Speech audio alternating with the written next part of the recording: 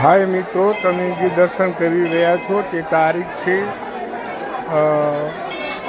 25/3/2025 मंगलवार फागण सुद 11 गोरैया वीर महाराज चाणस में गोरैया वीर महाराज धर्मस्थल।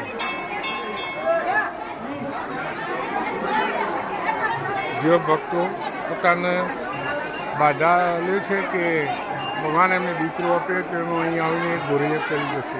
સુખડીનો પ્રસાદ ચડાવવામાં અહીં આવે છે. તમે નિહાળશો.